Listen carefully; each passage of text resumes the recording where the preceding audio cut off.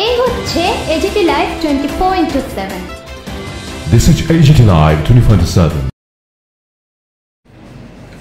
নানা দিক থেকে রাজ্যের পরিস্থিতি যে দৈনন্দিন খারাপ থেকে আরো খারাপের দিকে যাচ্ছে। এই অবস্থায় আজকে আমাদের আপনাদের ডাকতে হয়েছে এই পরিস্থিতিগুলোর কিছু জবাব। 30টা পঞ্চায়েত নির্বাচন ইতিমধ্যে এই বিভিন্ন প্রচার মাধ্যম, ইলেকট্রনিক, সোশ্যাল মিডিয়াতে এগুলো নানাভাবে এসছে। আপনারাও যথাসম্ভব আপনাদের নিজস্ব উদ্যোগে সেগুলো তুলে ধরছে, কিন্তু তারপরও আমাদের যে বিষয়গুলো আমাদের তুলে ধরতে হচ্ছে। এই যে গত 11 তারিখ থেকে বিজ্ঞপ্তি জারি করার পর সেদিন থেকেই মনোনয়নপত্র জমা দেওয়া শুরু হয়েছে। তার আগে থেকে যেদিন প্রথম ভিডিওরা এই অন্যগুলো আগে এসছে, আমি সেগুলো বলবো না, আমি গতকালের ঘটনা বলছি। গতকাল প্রায় সকাল 10টা থেকেই আমাদের ক্যান্ডিডেটরা দক্ষিণ ত্রিপুরার রাজনগর ব্লকে বাজারের পাশে আমাদের প্রাক্তন বিধায়ক পার্টির নেতা সুদন দাসের বাড়ি, সেখানে জড়ো হয়েছিলেন। কিন্তু তার আগে থেকেই ব্লকে প্রবেশের মুখে সেখানে শাসক দলের আশ্রিত দুর্বৃত্তরা সমস্ত রাস্তায় আটকে প্রস্তুতি নিয়ে বসে আছে।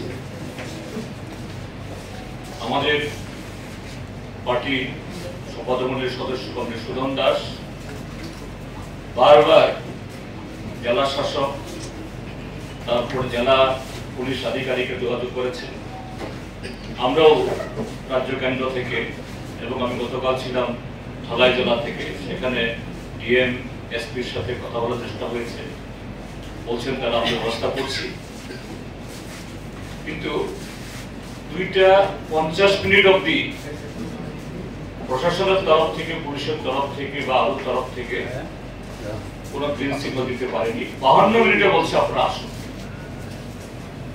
যদিও তারা বুঝতে পারতেন কিনা 3টার মধ্যে, কিন্তু ঘর থেকে বেরোতেই সেখানে রাজনগর হায়ার সেকেন্ডারি স্কুলের সামনে সেখানে তাদেরকে আক্রমণ করে দিল পুলিশের সামনে। পুলিশ যথারীতি প্রায় দাঁড়িয়ে দাঁড়িয়ে তামাশা দেখেছে। একই ঘটনা ঘটেছে ধলাই জেলা। সেখানে আমাদের প্রার্থীদের সাহস দেওয়ার জন্য আমি গেছিলাম। সকালবেলা সালেমাতে নানাভাবে প্ররোচনা দিচ্ছিল তারা। যাই হোক, আমরা দল বেঁধে মিছিল করে গিয়ে ব্লকে ঢুকে মোটামুটি ভাবে বেশ কিছু নমিনেশন এই দুইটা পঞ্চায়েত সমিতি এবং এই গ্রাম পঞ্চায়েতের দেওয়া সম্ভব হয়েছে। তারপর আমি আরেকটা ব্লকে যাওয়ার সময়তে আমাদের সমর্থকরা যারা ছিলেন, ক্যান্ডিডেটরা, তাদের ফেরার পথে বেশ কয়েকজন আক্রান্ত হলেন, মহিলা সহ। ধলাই জেলার এই আরেকটা ব্লক দুর্গাচৌমনি কমলপুরের এই মহকুমার মধ্যে, সেখানে সকাল থেকে আমাদের সমর্থকরা, আমাদের ভাবী প্রার্থীরা, তারা বিভিন্ন দিক থেকে যাওয়ার চেষ্টা করছিলেন। প্রায় সব কটা পথ তারা আগলে আছে। অর্থাৎ দুর্গাচৌমনি ব্লকের শুধু সামনের টানা, দুর্গাচৌমনি বাজার না, দুর্গাচৌমনি ব্লকে যাওয়ার যে বিভিন্ন দিক থেকে রাস্তাগুলোর প্রায় 1-1.5 কিলোমিটার আগে থেকে লাঠি সুটা নিয়ে বিজেপি আশ্রিত দুর্বৃত্ত বাহিনী তারা পাহারা দিয়ে বসে করে। তো আমি সালেমা ব্লক থেকে সেরে বললাম, ঠিক আছে আপনারা থাকুন রাস্তায়, একসাথে কনভয় করা হবে। যথারীতি আমরা রওনা হলাম। তখন প্রায় 2 বাজে।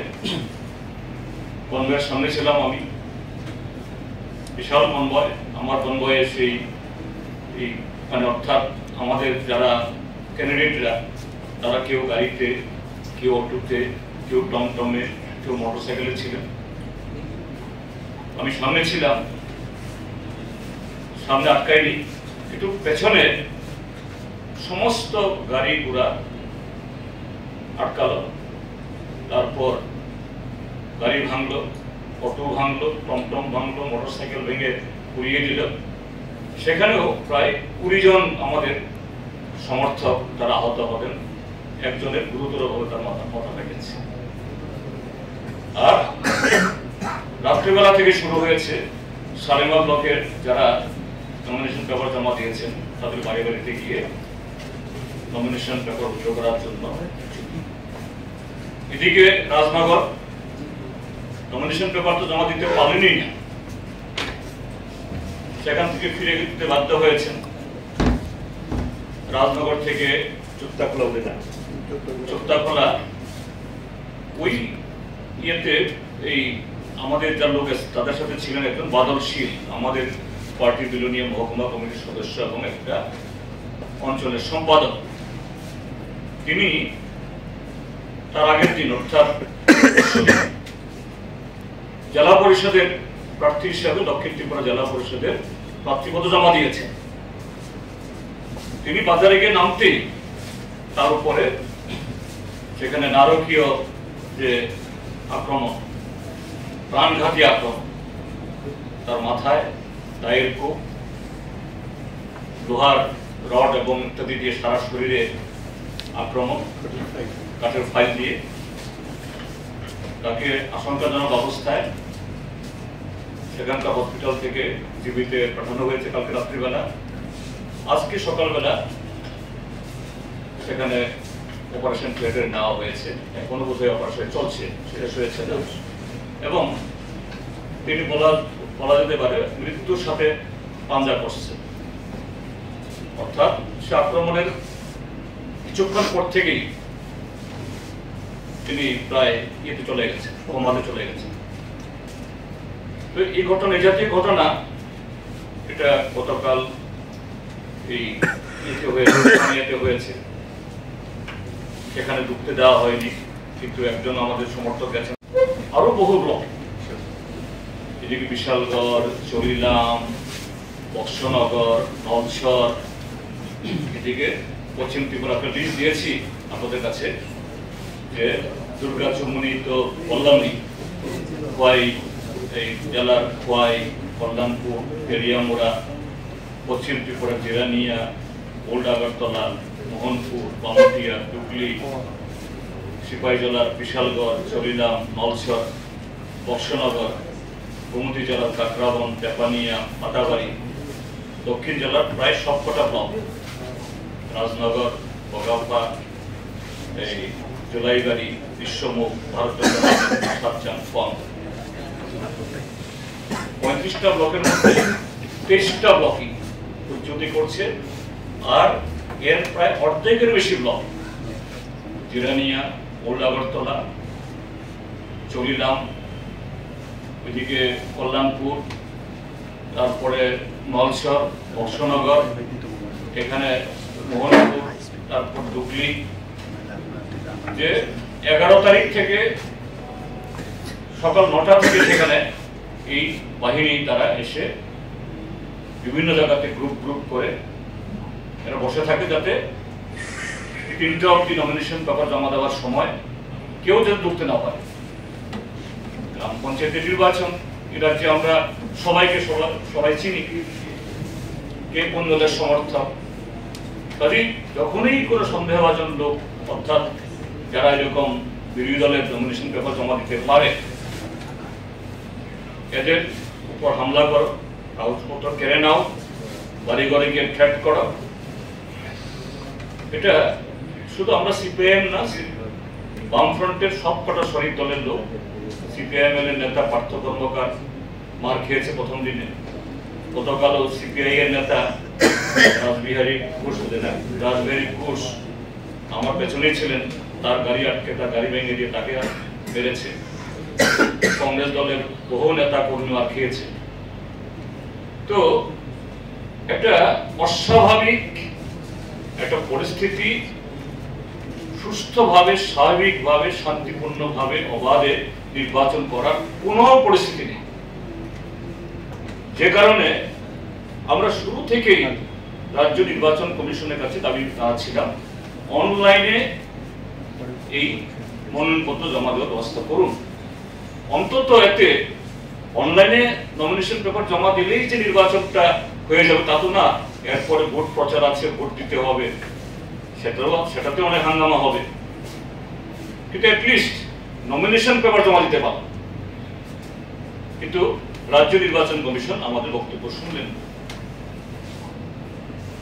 বললেন যে না, এটা বিধিতে নিয়ে বিধি তো তৈরি করতে সেখানে মানে এমন ইয়ে না যে কমিশন যদি ইচ্ছে করে রাজ্য সরকারকে বলতে পারে যে না, কিভাবে যদি ব্যবস্থা করা না হয়, আমরা সেরকম স্বাভাবিক অবস্থা বোধ করছি না, ফিল করছি না,